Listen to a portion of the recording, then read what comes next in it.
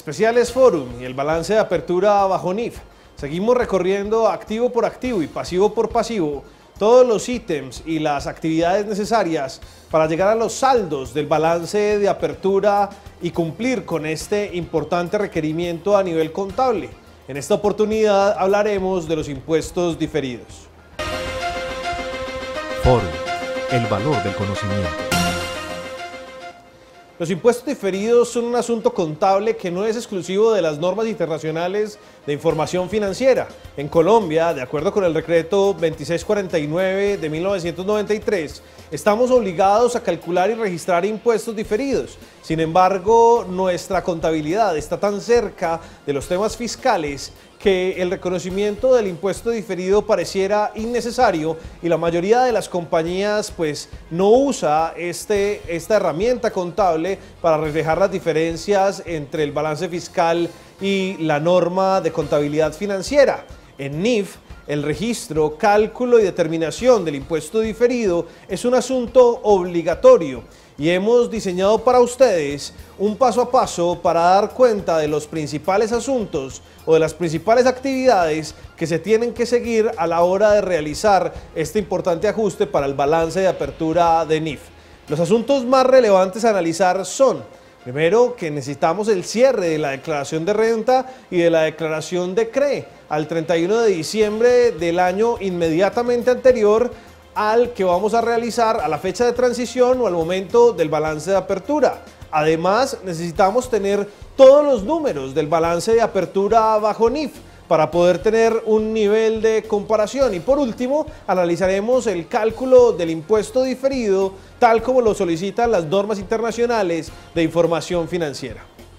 Es muy importante que aclaremos algo. Cuando hablamos de impuestos diferidos bajo NIF, estamos hablando específicamente de impuestos a las ganancias. Para el caso colombiano, tenemos dos impuestos sobre ganancias. El primero, el impuesto de renta, hoy tasado, fijado una tarifa sobre este del 25%, y el impuesto CRE, sobre el cual se tenía una tarifa del 9% que se iba a reducir al 8%, pero que en la última reforma tributaria dijo el Estado que definitivamente iba a quedar al 9%.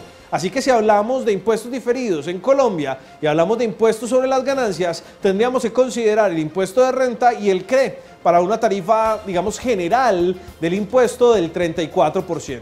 Asimismo, tenemos que considerar que hay otra tarifa diferencial y es la tarifa de ganancias ocasionales, la cual tendría un gravamen del 10% sobre estas ganancias, sobre estos gananciales. Y además, tenemos que considerar que cuando se habla de impuesto diferido, considerando que es solamente impuesto sobre las ganancias, no hay impuesto diferido de patrimonio, no hay impuesto diferido de IVA, no hay impuesto diferido de ICA, no hay ninguna otra relevancia sobre el impuesto diferido diferente al impuesto de renta y al CRE.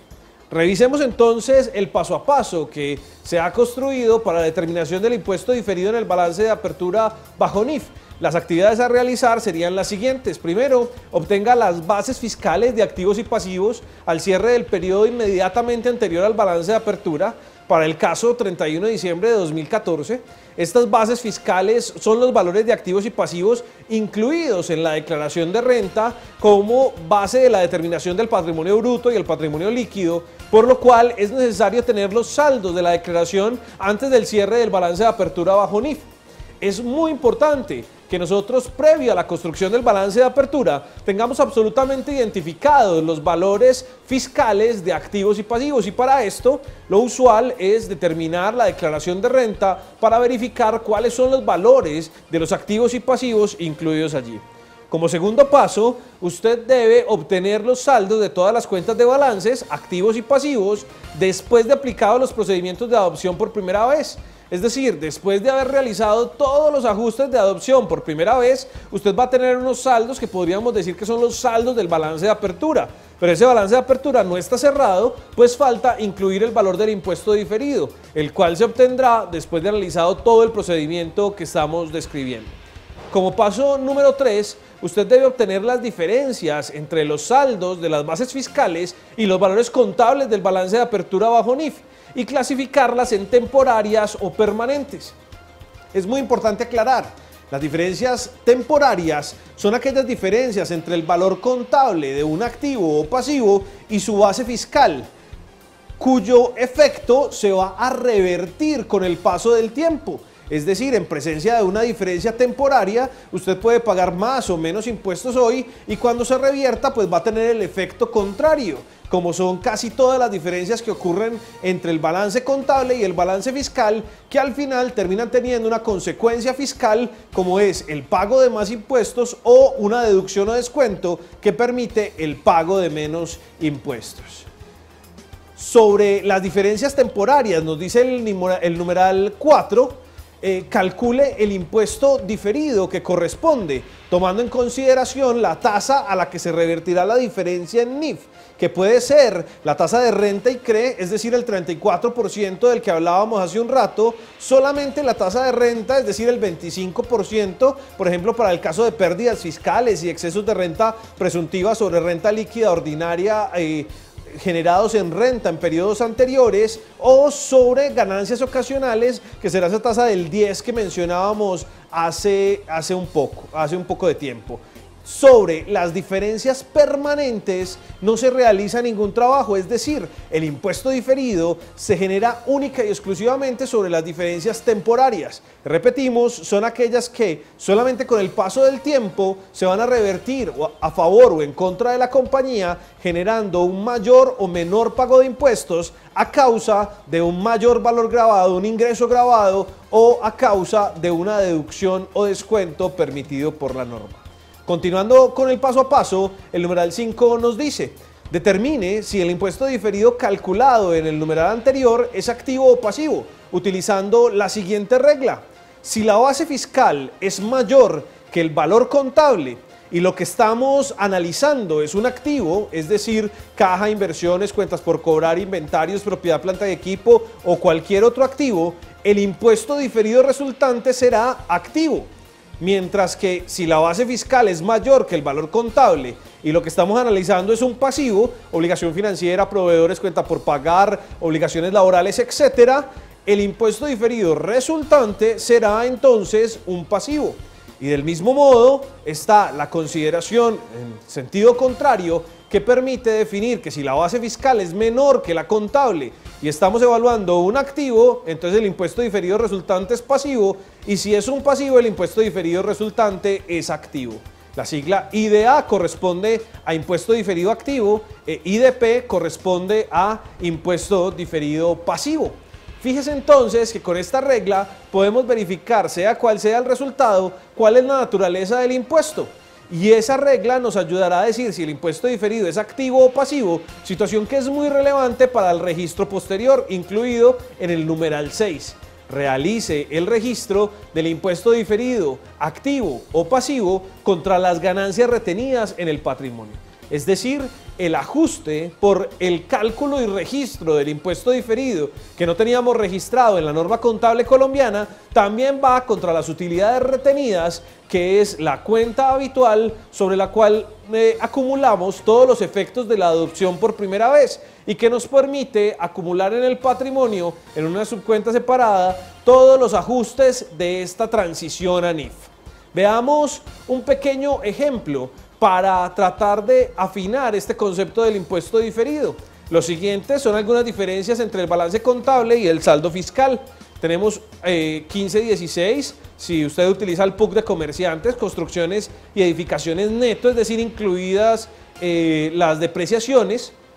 El contable NIF en el balance de apertura es 800 millones y el costo fiscal declarado es de 435 millones. En la 1305 clientes, neto de deterioro o de provisiones. En el caso del registro contable colombiano, tendríamos en el contable NIF saldo de balance de apertura 172 millones y en el fiscal 187 millones. Bonos, unas inversiones en bonos que en el contable NIF de balance de apertura están en 43 millones y el costo fiscal es 25 millones.